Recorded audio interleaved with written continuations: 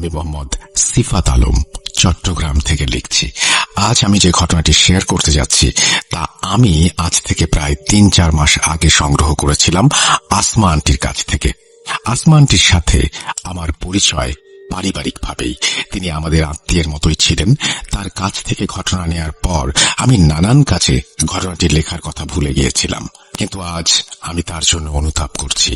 কেননা আসমা আন্টি গত ৩ জানুয়ারি শুক্রবার ইন্তেকাল করেন। ইন্না লিল্লাহি ওয়া ইন্না ইলাইহি রাজিউন। তার মৃত্যুর খবর শুনে আমার প্রচন্ড খারাপ লাগে, কেননা তিনি চেয়েছিলেন তার জীবনের ঘটনাটি নিজ কানে শুনে যেতে, যা আমি তাকে দিতে পারিনি। তাই আমি তার কাছে মার্জনা প্রার্থনা করে আজ তার সেই ঘটনাটি শেয়ার করছি। রাসেল ভাইয়ের কাছে অনুরোধ, ঘটনার ভেতরের ভুল ত্রুটিগুলো ক্ষমা সুন্দর দৃষ্টিতে দেখবেন। চলুন সরাসরি আজকের ঘটনায় চলে যাই, যা আসমা আন্টি ঢাকা থেকে আমার সাথে শেয়ার করেছিলেন। আসসালামু আলাইকুম প্রিয় ভূত.com এর শ্রোতাবৃন্দ। আজ আমি যে ঘটনাটি আপনাদের কাছে উপস্থাপন করতে যাচ্ছি, এমন ঘটনা হয়তো আপনারা কেউ আগে কখনো শোনেননি। আমাদের জন্য এটি ছিল একটি নতুন অভিজ্ঞতা।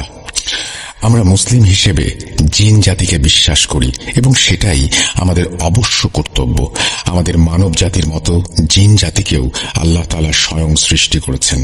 মানুষের মাঝে যেমন ভালো কিংবা খারাপ উভয় রকমের মানুষ বিরাজমান, তেমনি জিনদের মাঝেও রয়েছে ভালো এবং খারাপ। কিন্তু বেশিরভাগ ক্ষেত্রেই আমরা শুনে থাকি মন্দ জিনের কথা। তাই অনেকের মনে এমন ধারণারও জন্ম নেয়, যার ফলে অনেক মানুষই আছেন যারা ভাবেন জিন জাতি শুধুমাত্র মানুষের অনিষ্টই করে থাকে। বাস্তবে আসলে কি তাই? চলুন দেখা যাক বাস্তবতার সাথে এই ধারণার কতটুকু মিল রয়েছে। সাল 1991। আমার কোল জুড়ে আমার ঘর আলোকিত করে জন্ম নেয় ফুটফুটে কন্যা সন্তান। ফুটফুটে সেই কন্যা সন্তান ছিল অতিশয় সুন্দরী, ঠিক যেন ছোট্ট এক পরী। আমার জীবনে এত সুন্দর কোনো মেয়ে আগে কখনো দেখিনি। এটা আমি আমার মেয়ের মা হিসেবে গর্ব করে বলছি না, বরং আল্লাহকে সাক্ষী রেখেই সত্যি কথা বলছি। ধীরে ধীরে সে বড় হতে লাগলো, আর কেন জানি না আমি তার উপর নজর লাগার ভয় পেতে শুরু করলাম। সে যেমনই ছিল সুন্দরী, তেমনি ছিল জ্ঞানী এবং কথা বলতেও ছিল খুব পটু। মানুষের সামনে এলে এমন সব কথাবার্তা বলতো যে লোকেরা তার প্রশংসার জোয়ারে ভেসে যেতে শুরু করত। আর আমি ভাবতাম কেউ যেন আবার নজর লাগিয়ে না দেয়। আমি প্রতিদিন তার পড়াশোনার জন্য তাকে কিছুটা চাপ দিতাম, আর পড়ানোর সময় নানান গল্পে নানান ছলে তাকে বোঝাতাম বাইরের লোকজনের সামনে এভাবে কথা বলতে নেই। অনেকেই হাসি ঠাট্টা করে, যা তার বা আমার চোখে পড়ে না, কিন্তু সে আমার কথা তেমন একটা পাত্তাই দিত না। বয়স কম জন্যই হয়তো আমি তাকে 5 বছর বয়সে হিজাব পরানো শিখিয়েছিলাম, যেন তার সৌন্দর্যের কিছুটা অংশ ঢাকা পড়ে, বিশেষ করে তার বড় বড় কাঁধের চুল। হিজাব পরার কারণে শুধুমাত্র ওর ছোট্ট মুখটা বের হয়ে থাকতো, আর তাকে দেখে যেন কোনো বিড়াল ছানার চাইতেও কম মনে হতো না। ওর আচরণ প্রায় 12 বছর পর্যন্ত একই রকম ছিল। আমরাও সবাই ওকে নিয়ে খুশি ছিলাম, আর খুশি থাকবোই বা কেন। সে যত কথাই বলুক না কেন, কখনোই কাউকে আঘাত করে বা কারো সাথে বেয়াদবি হয় এমন কোনো কথা তার মুখ দিয়ে কখনোই বের হতো না, আমরা শুনিনি। কিন্তু সে যখন 12 বছরে পা দিল, হঠাৎ করেই কেমন যেন পুরোপুরি বদলে গেল। আমরা ভাবছিলাম এটা হয়তো তার বাড়ন্ত বয়সের কারণে হরমোনের পরিবর্তনের জন্য হচ্ছে, তাই আমরা এই বিষয়টি তেমন একটা পাত্তা দেইনি। ধীরে ধীরে সে কেমন যেন একটু অন্যরকম হয়ে গেল, রিজার্ভ হয়ে গেল। সারাক্ষণ আল্লাহর ইবাদত নিয়ে ব্যস্ত থাকতো আর সিজদায় পড়ে থাকতো। যদিও সে ছোট থেকেই নামাজ রোজার প্রতি খুবই সতর্ক ছিল। আমার মেয়ের নামটা এখনো বলা হয়নি। আমার মেয়ের নাম খুব শখ করে আমি পরি রেখেছিলাম। মূলত তার সৌন্দর্যের ওপর ভিত্তি করেই ছোট থেকে পরি বলে ডাকতে ডাকতে ওই নামটাই হয়ে যায়। পরীর হঠাৎ এমন বদলে যাওয়ার শুরুটা আমরা পাত্তা না দিলেও ধীরে ধীরে ব্যাপারটা আমাদের মনকে নাড়া দিতে শুরু করে। তাই একদিন আমি তার সাথে এসব বিষয়ে কথা বলার চেষ্টা করলাম। আমি তাকে বললাম, মা পরী, তোমার কি কিছু হয়েছে? কোনো সমস্যা? আমাকে বলো, যদি তোমার কোনো সমস্যা থেকে থাকে আমি শুনতে পারি। আমার সাথে এসব নিয়ে আলোচনা করো। আগে তো তুমি সবার সাথে খুব গল্পগুজব করতে, বাসায় অতিথি এলে তাদের সাথে একসাথে থাকতে, কাজিনদের সাথে খেলতে, কিন্তু এখন কি হয়েছে? এত রিজার্ভ হয়ে গেছো কেন?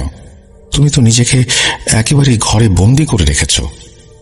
সে আমার কথা শুনে একগাল মিষ্টি হেসে আমাকে সান্ত্বনা দিতে লাগলো আর বলল, এমন কিছু না মা, আমার শুধু মনে হয় বেশি বেশি সময় আল্লাহর সাথে কাটানো উচিত।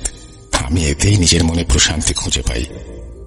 আগে কি করে আনন্দ পেতাম সেসব নিয়ে চিন্তা করো না মা, এখন আমি আল্লাহর সান্নিধ্যেই বেশি আনন্দ পাচ্ছি। ওর কথা শুনে মা হিসেবে আমি বেশ খুশি হই। একজন মায়ের এর থেকে বেশি আর কি চাওয়ার আছে? এত অল্প বয়সে দিনদার মেয়ে কতজনের ভাগ্যেই বা জোটে। এসব নিয়েই আমাদের জীবন হেসে খেলে কেটে যাচ্ছিল। জীবন নিয়ে আমাদের কারোর বিন্দু মাত্র কোনো অভিযোগ ছিল না। একদিন আমার এক বান্ধবী প্রায় 2.5 বছর পর আমাদের বাসায় আসে। তারা অন্য শহর থেকে আমাদের শহরে নতুন শিফট হয়ে এসেছিল। আমি নানান বিষয় নিয়ে তার সাথে কথা বলতে শুরু করি। একে তো ছোটবেলার বান্ধবী, তাও আবার এতদিন পর দেখা। সেও একে একে তার সব কথাগুলো বলতে শুরু করে।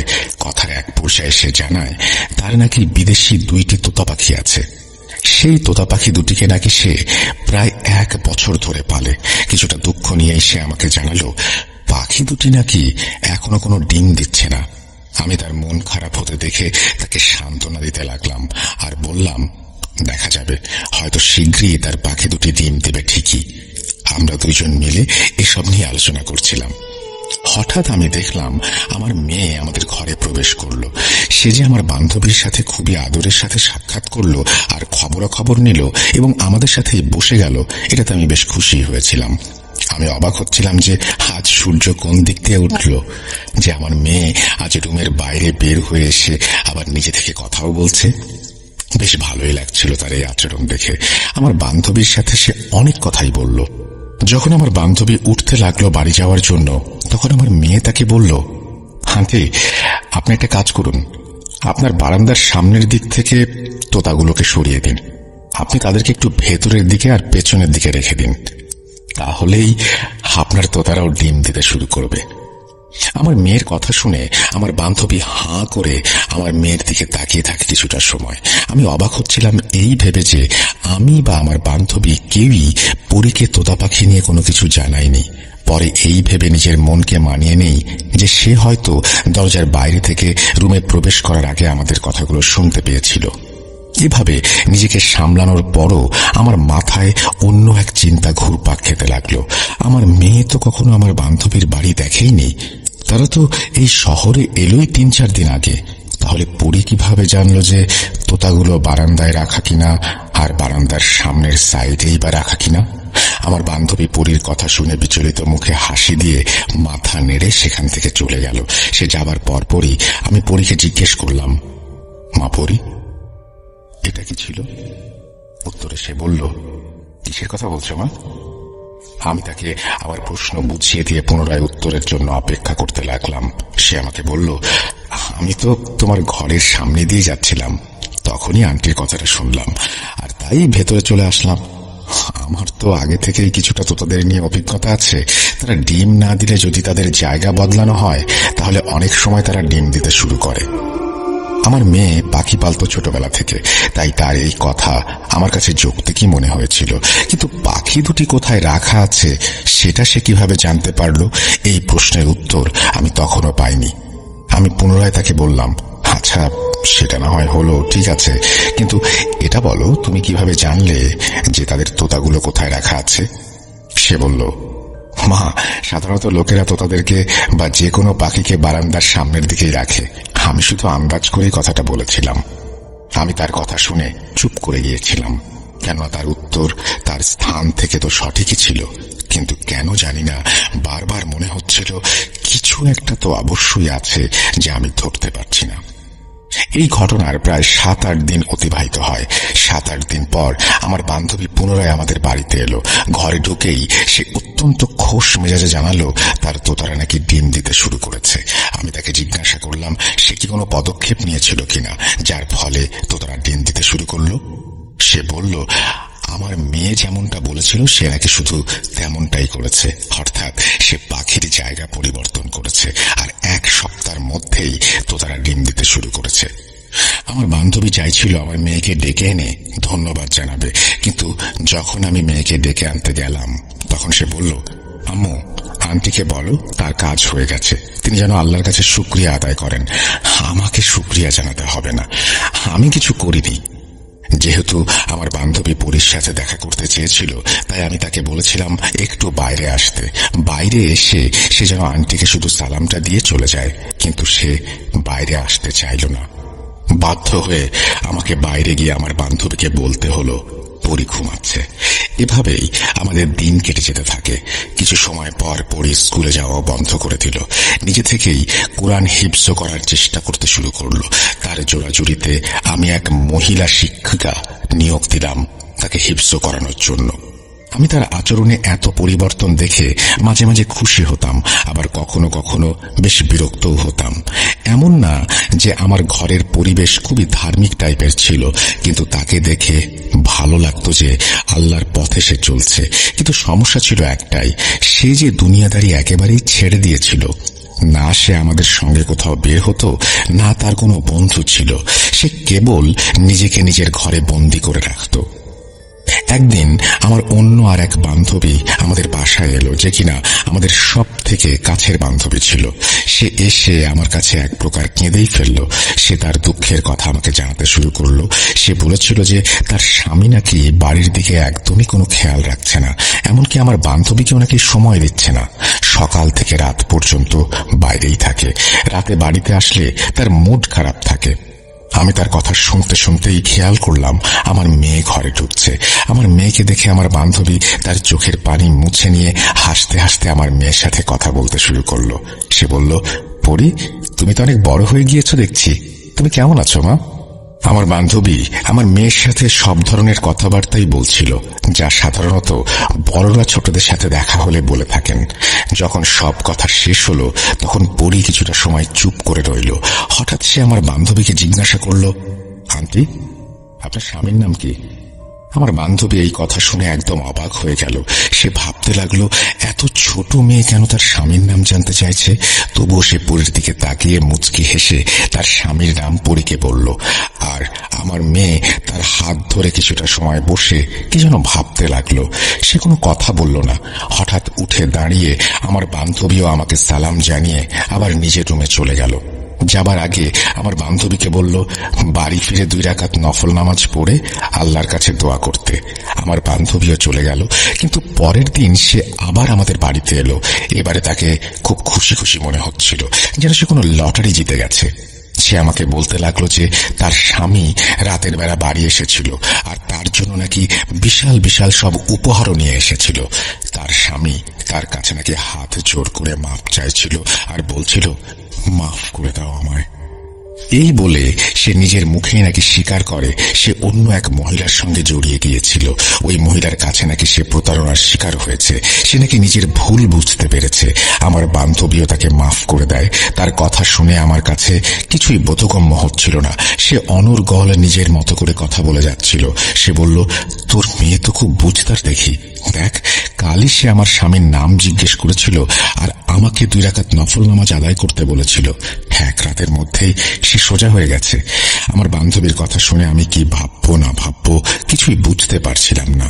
পরপর 2টি অলৌকিক ঘটনা ঘটে গেল। কিভাবে ঘটলো আর কখনই বা ঘটলো কিছুই মাথায় আসছিল না। আমার বান্ধবী তার কথা শেষ করে নিজের মতো করে চলে গেল। আমি পরীর ঘরে গিয়ে সব কথা তাকে জানলাম।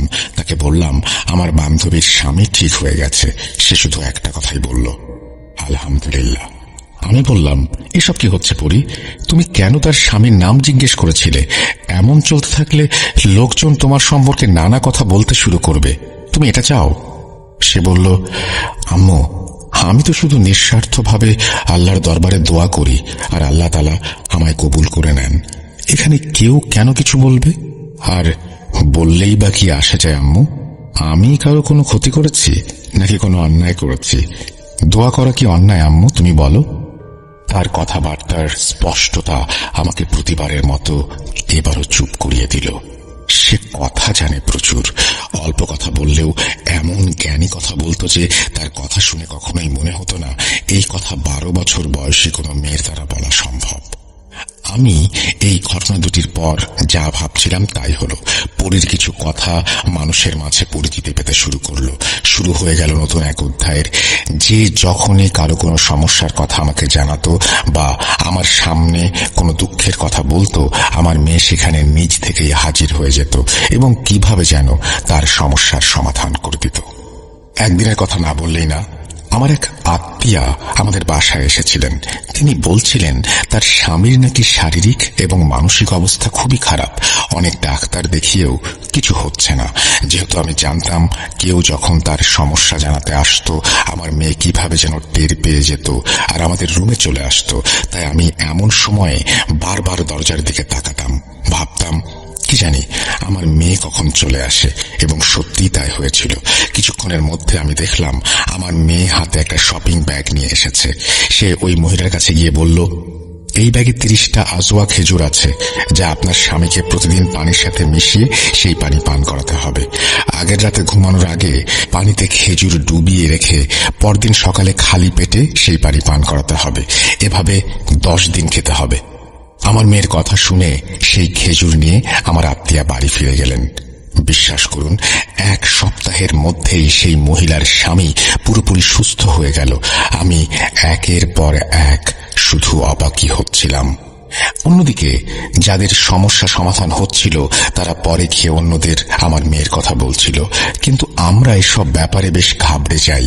সবাই জানাজানি হলে সমস্যা হতে পারে ভেবে আমরা ব্যাপারটা অস্বীকার করতে শুরু করি। শুধুমাত্র যাদের সমস্যা গুরুতর তাদের সাথেই আমার মেয়ে দেখা করে এবং শর্ত দেয়া হয় এ ব্যাপারে আর কাউকে কিছু না জানাতে। তারাও আমাদের কথায় রাজি হয়ে যায়। তারা প্রায় সময় আমাদের বাসায় এসে উপস্থিত হতো। বাধ্য হয়ে এলাকাবাসীর কাছে আমাদেরকে বলতে হতো এরা আমাদের আত্মীয়। আমি পরীকে বলতাম এসব ঠিক হচ্ছে না। বাইরের মানুষ যদি এ ব্যাপারে ব্যাপক পরিমাণে কোনোভাবে জেনে যায় তাহলে আমাদেরই বিপদ হবে। আমি তো চেষ্টা করতাম তাদের এড়িয়ে চলার, কিন্তু আমার মেয়েটা বলতো, মা, যেই আমার সাথে দেখা করতে আসে বা যাদের কোনো সমস্যা আছে তাদের বাসায় আসতে দাও, আমি তো কারো ক্ষতি করছি না। তার কথাগুলো এমন ছিল যে আমি তাকে না বলতে পারতাম না। তবুও যথাসম্ভব চেষ্টা চালিয়ে গিয়েছি যেন বাইরের মানুষ ব্যাপারটা জানতে না পারে। এই জন্য আমরা আমাদের বাসাটাও বদলে ফেলি। বাসা বদলানোর পর এই সমস্যাগুলো অনেকটাই কমে যায়। আমি আপনাদেরকে একটি কথা বলতে ভুলে গিয়েছিলাম। আমি আমার আত্মীয়ার স্বামীর অসুস্থতা নিয়ে একটি ঘটনা বলেছিলাম, যেখানে আমার মেয়ে আমাদের আত্মীয়ার স্বামীর জন্য খেজুর দিয়েছিল। কিন্তু অবাক করা ব্যাপার হচ্ছে আমার বাসায় তখন কোনো খেজুর থাকার কথা না। এর আগে আমরা রমজান মাস ছাড়া খেজুর কিনিনি, আর ওই সময় রমজান মাসও ছিল না। আর আমার স্বামীও খেজুর কিনে আনেননি, যা আমি তার সাথে কথা বলে নিশ্চিত হয়েছি। আর পরি তো সাধারণত বাড়ি থেকে বেরই হতো না, তাহলে সে খেজুর পেল কোথায়? আমি তাকে জিজ্ঞাসা করেছিলাম, এত খেজুর তোমার কাছে কিভাবে এলো? সে আমার কথাটা এড়িয়ে গিয়ে বলল, আম্মু, হতে পারে কোনো আত্মীয় নিয়ে এসেছে, তুমি খেয়াল করনি। তার এই কথা শুনে আমি বুঝতে পারি সে আমার থেকে কিছু একটা লুকাচ্ছে। আমি বুঝতে পারছিলাম না তাকে কিভাবে এই কাজ থেকে আটকাবো, কিভাবে বোঝাবো যে এখনো তেমন বয়স হয়নি তার। আমার স্বামীও তাকে বোঝাচ্ছিলেন, কিন্তু আমাদের কারো কথায় কোনো কাজ হচ্ছিল না। নতুন বাসায় আসার পর যদিও সমস্যা বেশ কমে যায়, কিন্তু আমার চিন্তা লেগেই থাকতো। আমরা আরো একটা ব্যাপার লক্ষ্য করি, আর তা হচ্ছে মানুষের সমস্যার সমাধান হলেও সে না কারো কাছ থেকে উপহার নিত, না নিত টাকা পয়সা। যদি কারো কোনো কাজ হয়ে যেত আর যার কাজ হওয়ায় তিনি খুশি হয়ে মিষ্টি নিয়ে আসতেন, তাহলে আমার মেয়ে আমাকে বলতো, মা, এই মিষ্টিগুলো গরিব মানুষের মাঝে ভাগ করে দিও। আমরা তো 3 বেলা খেতে পাচ্ছি, আলহামদুলিল্লাহ, ভালো কাপড় পরতে পারছি, তারা তো 2 বেলা 2 মুঠো খেতেও পায় না। এই মিষ্টিতে আমাদের নয় বরং তাদের হক, তাই এগুলো তাদেরকেই দিয়ে এসো। তার কথা শুনে ক্রমশই আমি অবাক হতাম। এত কম বয়সী মেয়ে এত দামি দামি কথা কিভাবে বলতে পারে? আমি তখনও জানতাম না যে এর সাথে অন্য কোনো কিছু আছে। এই বিষয়টার ধারণা আমি সেই দিন পেলাম যেদিন আমি তার অন্য এক রূপ দেখলাম। যখনই মানুষ তাদের সমস্যাগুলি নিয়ে আসতো আমি সব সময় তার পাশে বসে থাকতাম আর সবকিছু পর্যবেক্ষণ করতাম এবং শুনতাম। আমি দেখলাম কিছু মহিলা একজন মহিলাকে জোরপূর্বক ধরে নিয়ে আসছেন। সেই মহিলা নিজেকে ছাড়ানোর জন্য আপ্রাণ চেষ্টা করছিলেন, কিন্তু তারা তাকে খুব শক্ত করে ধরে রেখেছিলেন। সেই মহিলার মুখ থেকে অদ্ভুত আওয়াজ বের হচ্ছিল। কখনো সে কুকুরের মতো ঘেউ ঘেউ করতে শুরু করে, তো কখনো তার মুখ থেকে শেয়ালের মতো শব্দ হয়। যেসব মহিলা তাকে ধরে নিয়ে এসেছিলেন তারা বলতে লাগলেন এই মহিলার জিনের সমস্যা আছে। তাদের কথা শুনে আমার মেয়ে বলল, একে আমার সামনে বসিয়ে দিন। সেই মহিলা পরীর সামনে বসে থেকে আমাকে আর আমার মেয়েকে প্রচন্ড রাগ নিয়ে দেখে যাচ্ছিলেন। কুকুর যেভাবে কামড় দিতে আসে ঠিক সেভাবে সেই মহিলা পরীর দিকে বারবার মুখ বাড়িয়ে তাকে কামড় দিতে আসছিলেন। আমি সেই দৃশ্য দেখে ভীষণ ভয় পেয়ে গিয়েছিলাম। আর যখন তার সাথে আসা মহিলারা বললেন যে এর জিনের সমস্যা আছে, তখন আমি তো ভেতর থেকে আরো বেশি ভয় পেয়ে গেলাম। আমার মেয়ে তাকে অনেকক্ষণ বোঝালো আর শান্ত হতে বলল, কিন্তু তার কোনো কথায় তেমন কাজ হচ্ছিল না। ওই মহিলা কিছুতেই তার সব কর্মকাণ্ড থেকে সরে আসছিলেন না। হঠাৎ একটি আওয়াজ শুনে আমার আত্মা চমকে যায়। আওয়াজটি আমার মেয়ের। ওই মহিলার ঘেউ ঘেউয়ের পর পরবর্তী যে আওয়াজটি আমি শুনলাম সেটি ছিল এক বড় পুরুষের গম্ভীর আওয়াজ। তিনি এত জোরে বললেন, চুপ হয়ে যা, যার ফলে ওই মহিলা ভয়ে যেন একেবারে স্তব্ধ হয়ে গেল। সে যে ভীত হয়ে গিয়েছিল তা আমরা তাকে দেখে ভালোভাবেই বুঝতে পারছিলাম, কিন্তু তার সাথে আমরাও সবাই ভীত হয়ে গিয়েছিলাম। আর এর কারণ সেই পুরুষালী গলা আমার মেয়ের মুখ থেকে বেরিয়েছিল। আমি আমার মেয়ের পাশেই বসেছিলাম, কিন্তু তার সেই গলা শুনে আমি উঠে দাঁড়িয়ে গেলাম। আমার মেয়ের মুখ দেখে আমি নিজেও ভয় পেয়ে গিয়েছিলাম। তার মুখটা ছিল একেবারে ভয়ার্ত লাল। পুরুষালী গলায় সেই মহিলাকে ডাকলো যার ওপর জিন ভর করেছিল। তার উপর জিন উপস্থিত থাকার পরেও সেই মহিলা এতটা ভয় পেয়ে যায় যেন কিছু একটা দেখে সে প্রচন্ড ভয় পাচ্ছে। কাছে যেতেই পরি তার হাত ধরল এবং একই পুরুষালী গলায় তাকে জিজ্ঞেস করতে লাগলো, কি করছিস এসব? এই মহিলাকে কেন এত বিরক্ত করছিস? আমার প্রশ্নের জবাব না দিলে সমস্যা নেই, কিন্তু আমার হুকুম না মানলে সমস্যা হবে তোর। এবার ভেবে দেখ কি করবি। পরীর কথা শুনে সেই মহিলার ওপর ভর করা জিন পরীর সামনে একেবারে বাচ্চা ছেলের মতো কাঁদতে শুরু করলো। তার অবস্থা এমন ছিল যেন মাছকে কেউ পানির বাইরে বের করে নিয়ে এসেছে। সে বলল, হুজুর আমাকে মাফ করে দিন, আমি আর বিরক্ত করব না। আমি জানতাম না এরা আপনার কাছে আসবে। সে সব বলতে বলতে যেভাবে চিৎকার করছিল আর বলছিল, মেরো না আমায়, মেরো না, মনে হচ্ছিল যেন কেউ সামনে আছে যিনি কিনা তার উপর ক্রমাগত আক্রমণ করে যাচ্ছেন। হঠাৎ সেই মহিলা পরীর পায়ে পড়ে গেলেন আর বলতে লাগলেন, হুজুর আমাকে মাফ করে দিন। আমি সবচেয়ে বেশি অবাক হচ্ছিলাম এই ভেবে যে সে আমার মেয়েকে হুজুর বলছে কেন। এরপর মহিলা সেখান থেকে চলে গেলেন। তিনি কিছুক্ষণের জন্য অজ্ঞান হয়ে পড়ে রইলেন। কিছু সময় পর আমার মেয়েও আবার স্বাভাবিক হয়ে গেল। মহিলার জ্ঞান ফিরে এলো আর তিনিও স্বাভাবিক হয়ে গেলেন এবং তারা সকলেই প্রস্থান করলেন। যখন সব মহিলারা চলে গেল তখন আমি পরীকে জিজ্ঞেস করলাম, পরী এসব কি হচ্ছে? তুমি কিভাবে এমন পুরুষের মতো করে কথা বলতে পারো? তখন সে কিছুটা চুপ হয়ে রইল। আমিও তার উত্তরের অপেক্ষা করছিলাম। সে নীরবতা ভেঙে বলল যে সে আমাকে একটা কথা বলতে চায়। সে আমাকে অনুরোধ জানায় মানুষের সাহায্য করতে, আর এই সব কিছুতেই তাকে নাকি একজন ভালো জিন সাহায্য করছে। তিনি পরীকে মানুষের সহায়তার জন্য একটা মাধ্যম বানিয়েছেন, আর যেহেতু এটি ভালো কাজ আর মানুষের সেবা করা আর তাদের বিপদ আপদে পাশে দাঁড়ানো মুসলিম হিসেবে সবার কর্তব্য, তাই সে এটাকে মেনে নিয়েছে। আমি তার কথা শুনে তাকে জিজ্ঞাসা করলাম, কি বলছো তুমি? তুমি কি বুঝতে পারছো তুমি কি বলছো? এর মানে কি কোনো ভালো জিন আছে তোমার সাথে? এটা কি আদৌ আমার পক্ষে মেনে নেওয়া এত সহজ হবে? আগেও আমি জিজ্ঞেস করেছি তোমার কাছে তোমার কোনো সমস্যা আছে কিনা, তুমি কিছুই বলনি। আর আজ হঠাৎ এভাবে সব বলতে শুরু করলে। একবারও ভাবলে না তোমার বাবা মায়ের কেমন লাগবে? হোক সে কোনো নেক জিন, ভালো জিন, করুক সে মানুষের উপকার, কিন্তু আমরা সব কিভাবে মেনে নেব? আমি অঝরে কেঁদে বুক ভাসালাম। আমার মেয়ে আমাকে সান্ত্বনা দিয়ে বলল, আম্মু তুমি নিজেই দেখো আমাদের ধর্ম আমাদের কি বলে, সুন্দর চরিত্রের পাশাপাশি মানুষের কল্যাণে এগিয়ে যাবার, কারো অনিষ্টের কারণ না হবার। আমি তো সেই ধর্মের নিয়ম মেনেই চলছি, আর যিনি আমার সাথে আছেন তিনিও তো আমাকে আমাদের ধর্মের ব্যাপারে বিস্তারিত জানিয়েছেন, আল্লাহর পথে চলার শিক্ষা দান করেছেন। তিনি আমার শিক্ষক হয়ে আছেন, তিনি যেভাবেই থাকবেন। তোমরা এসব নিয়ে ভয় পেও না, তোমাদের পরী তোমাদেরই থাকবে। তার কথা শুনে আমি তাকে জড়িয়ে ধরি। আমি আমার মেয়েকে হারাতে চাই না, তাই ভয় পাচ্ছিলাম। কিন্তু যখন ভাবি সে কখনো কারো কোনো ক্ষতি বা মনোকষ্টের কারণ হয়নি, তখন মনে কেমন যেন এক অদ্ভুত প্রশান্তি অনুভব করি। কিন্তু সবকিছুর পরও যখন থেকে পরী আমাকে বলেছিল যে তার সাথে নেক বা ভালো জিন আছে, তখন থেকেই আমার মনে একটা ভয় জেগে উঠেছিল। সে কিছুতেই পিছিয়ে যেতে প্রস্তুত ছিল না। আমি বুঝতে পারছিলাম না কিভাবে তাকে পেছনে সরাবো। কোনো উপায়ন্তর না দেখে আমি আমার পরীকে আল্লাহর কাছেই সমর্পণ করি। এছাড়া আমার আর কিছুই করার ছিল না। তার পুরুষালী গলায় কথা বলা, মানুষের সমস্যা সমাধান করা, এসব তো 12 বছরের একটা মেয়ের পক্ষে কখনোই সম্ভব নয়। তার সাথে ভালো জিন আছে বলেই সে এই কাজ করতে পেরেছে, যা আমার আর বোঝার বাকি থাকলো না। থাক সেসব কথা। একদিন আমার স্বামীর অফিসের বস তাকে অফিসে ডেকে নিয়ে বললেন, একটু দরজা লক করে ভেতরে আসুন।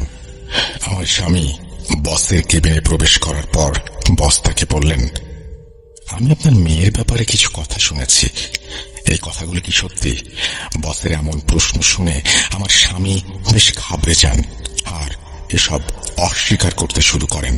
পরীর বাবা তাকে জিজ্ঞেস করেন তাকে এসব কথা কে বলেছে। বস তাকে জানান তার এক আত্মীয়ার জিনের সমস্যা ছিল।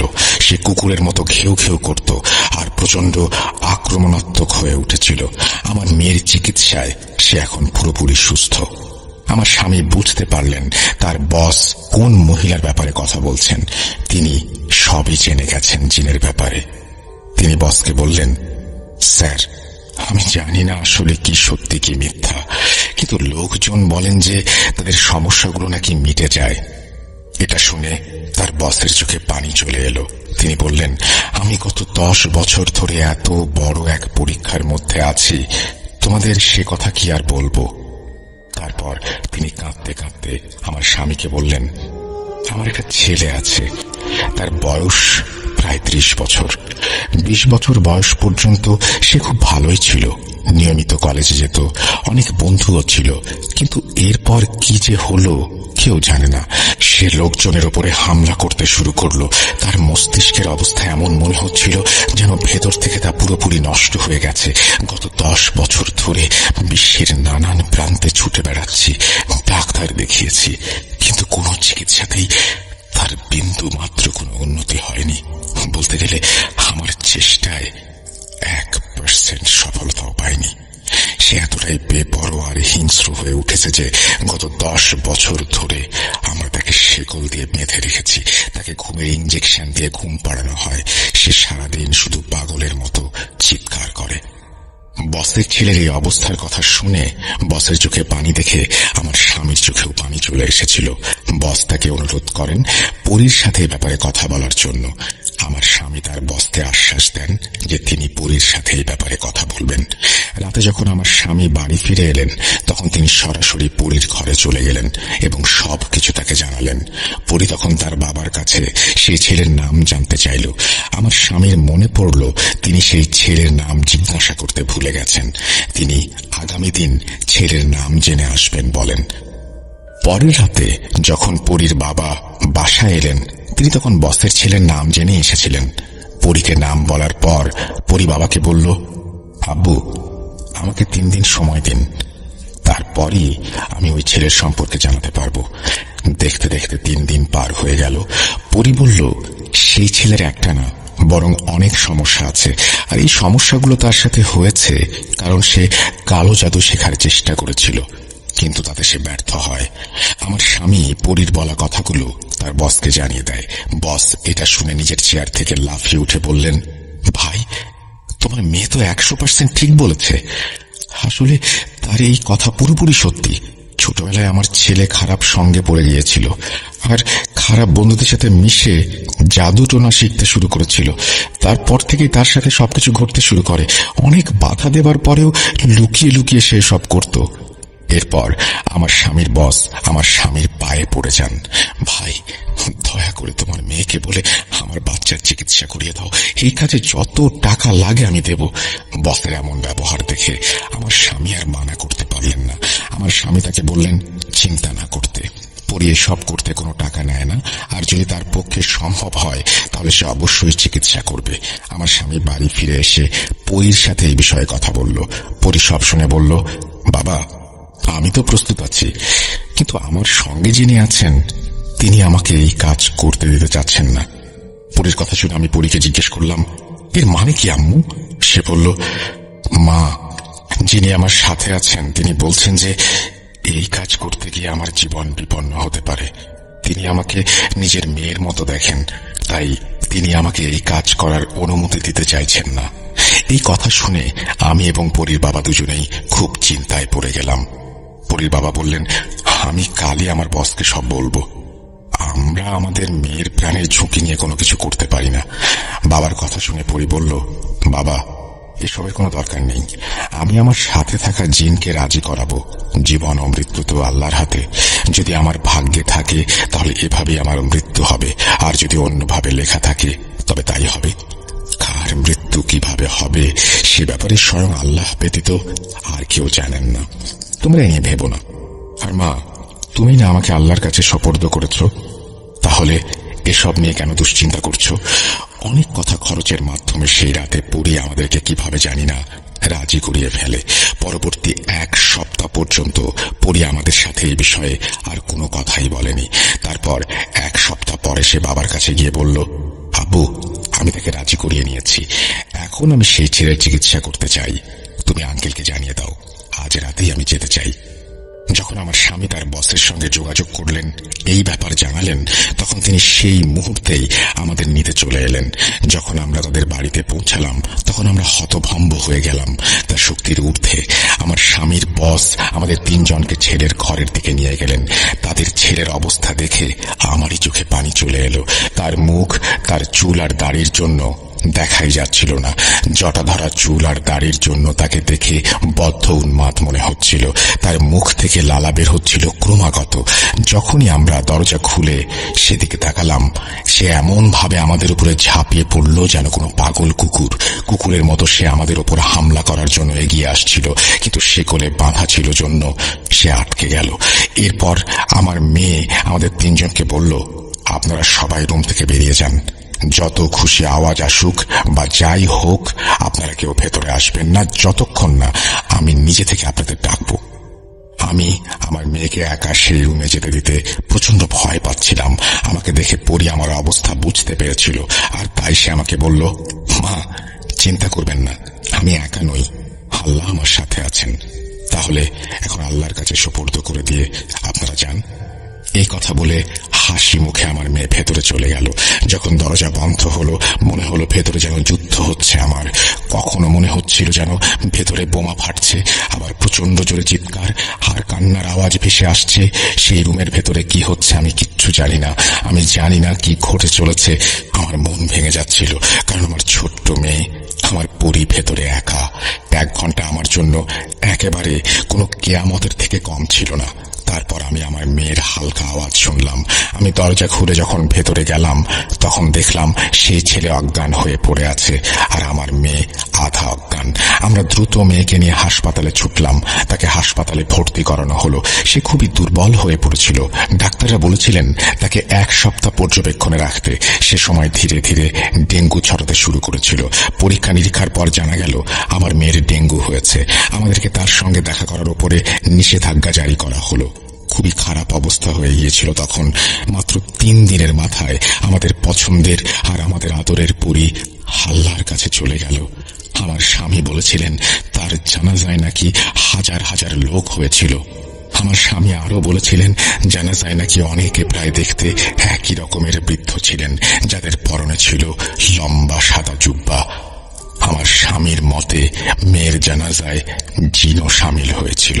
আমার স্বামীর বসের ছেলে এরপর পুরোপুরি সুস্থ হয়ে যায়। আমি নিজেই তার সঙ্গে দেখা করে এসেছি। তাকে দেখে একদমই মনে হয়নি কিছুদিন আগেও সে শিকলে বাঁধা ছিল। আমার ছোট্ট পরী 12 বছরের জীবনে যেই কাজটা করে গেছে তা অনেকেই পুরো জীবনেও করতে পারেনি। সে ছিল আমার একমাত্র মেয়ে। দুঃখ তো মনে খুবই বেশি আছে, কিন্তু খুশিও লাগছে যে তার জীবন মানবতার জন্য উৎসর্গ করে গেছে। সে আল্লাহর ইবাদত করতে করতেই আমার মেয়ে চলে গেছে। এই বলে আসমা আন্টি তার ঘটনা শেষ করেন। ঘটনাটি যেমন শিক্ষণীয় তেমনি মর্মান্তিক। শিক্ষণীয় বিষয় এই যে মানুষের উচিত মানুষের পাশে দাঁড়ানো, কেননা মুসলিম হিসেবে এটাই আমাদের কর্তব্য। আর মর্মান্তিক কারণ 12 বছর বয়সে একজন মানুষের সেবায় নিজের জীবন উৎসর্গ করে চলে গেছেন। মন থেকে শ্রদ্ধা আসছে পরীর জন্য। আল্লাহ এমন পরী যেন আমাদের সবার পরিবারে দান করেন। আজ তাহলে বিদায় নিচ্ছি। রাসেল ভাই আমার পরিচয়টা গোপন রাখুন। তারপরে তিনি তার অ্যাড্রেস শেয়ার করেছেন, নাম ঠিকানা সবকিছু এখানে আছে, যেটা আমি বলতে চাচ্ছি না। তারপরে তিনি লিখছেন, রাসেল ভাই আমি অনেক দিন আগে একটা রেকর্ড ক্লিপ পাঠিয়েছিলাম, হয়তোবা প্রচারযোগ্য হয়নি, তাই আজকে অন্য একটি বাস্তব ঘটনা লিখে পাঠাচ্ছি। প্রচারযোগ্য হলে লিসেনারদের সাথে শেয়ার করবেন। যাক, কথা না বাড়িয়ে ঘটনায় চলে আসি। ঘটনাটি 1995-96 মধ্যে কুমিল্লা জেলা সদরের কোনো এক গ্রামে ঘটে। তার আগে একটু বলে নিচ্ছি, লোকটার সম্পর্কে না হয় ঘটনার প্রথম অংশে শুনে লিসেনাররা ভাববেন এই টাইপের লোকদের আবার প্যারানর্মাল ঘটনা হয় নাকি। আমি যার ঘটনা বলবো সেই লোকটির একটাই বদ অভ্যাস, মদ্যপান। কিন্তু ঘটনাটি ঘটে সে যখন দুনিয়ার মায়া ত্যাগ করে তখন। যাক, আসা যাক মূল ঘটনায়। ঘটনা বলার সুবিধার্থে লোকটির ছদ্মনাম ব্যবহার করছি। ধরে নিলাম লোকটির নাম চারু মিয়া। একদিন চারু মিয়া অনেক বেশি মদ্যপান করে। সারাদিন যা রোজগার করে বেশ কিছু অংশ মদ্যপান করে এবং বাকিগুলো পকেটে থাকে বা কখনো কোথাও পড়ে যায়, তার কোনো ঠিক নেই। ঠিক সেদিন মদ্যপান করে বাড়ি আসার পর কোনো বাজার সদাই না থাকায় তার স্ত্রী এবং বাচ্চারা সবাই চিৎকার চেঁচামেচি শুরু করে। তখন চারু মিয়া এতটাই নেশাগ্রস্ত ছিল যে তার কোনো হিতাহিত জ্ঞান ছিল না।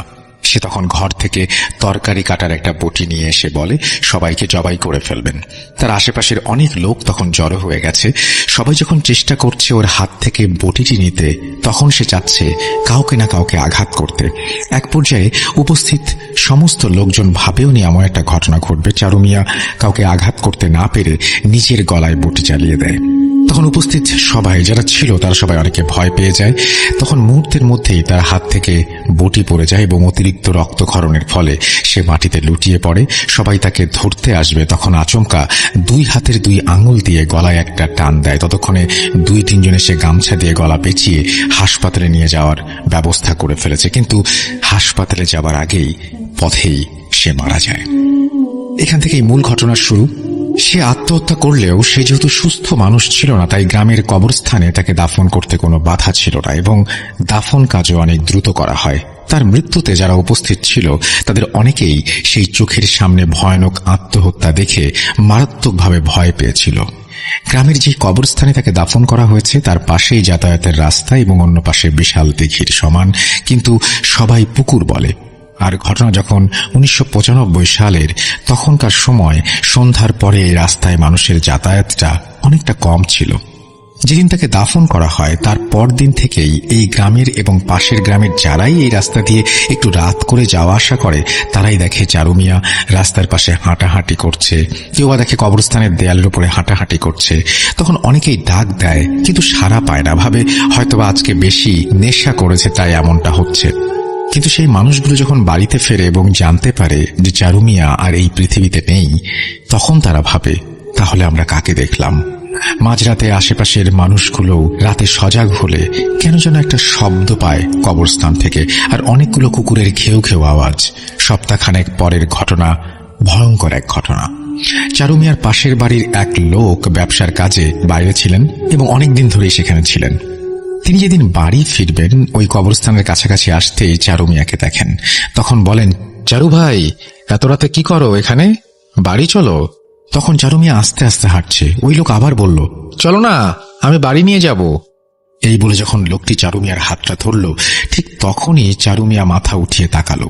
প্রতিবেশী লোকটা ভয়ে দেখল চারু মিয়ার গলায় ক্ষত এবং সেখান দিয়ে ফিনকি দিয়ে রক্ত বের হচ্ছে, আর চারু মিয়া দুই হাতে আঙুল দিয়ে গলায় আস্তে আস্তে টান দিচ্ছে। লোকটা ভয়ে একদম জমে গেছে।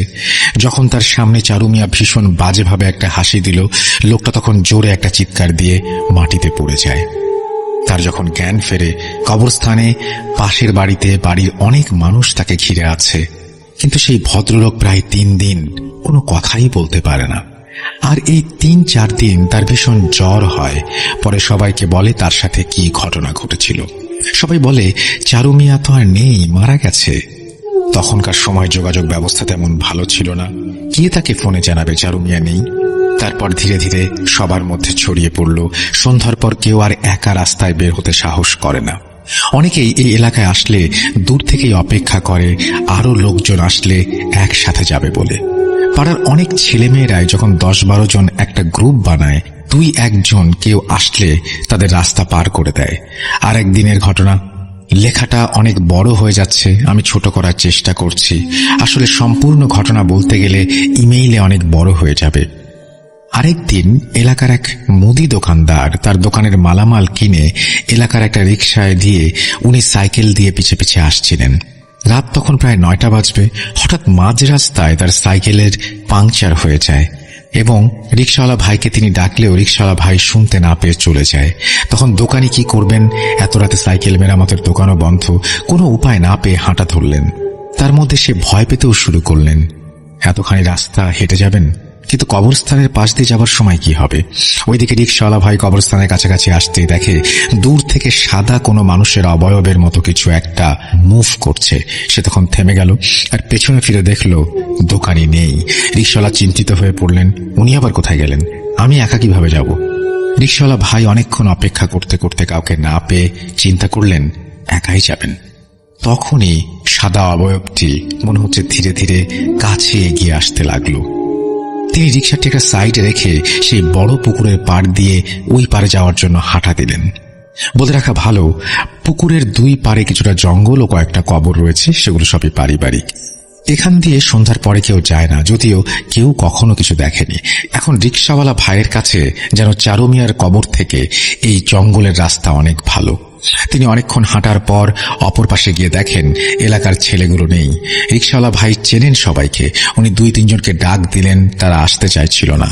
অনেক অনুরোধ করে তাদের সবাইকে জড়ো করলেন তিনি এবং একসাথে লাঠি নিয়ে ওই পাশে গিয়ে রিকশাটা আনবেন বলে হাঁটতে শুরু করলেন। দূর থেকে কেউ চিৎকার করে ডাকছে। একটু পরে দেখেন দোকানি আসছে। তখন দোকানি কেন দেরি হলো বলল, আর রিকশাওয়ালা ভাইও কতটুকু ভয় পেয়ে জঙ্গলের রাস্তা দিয়ে ওই পাশে গিয়েছে সেটাও বলল।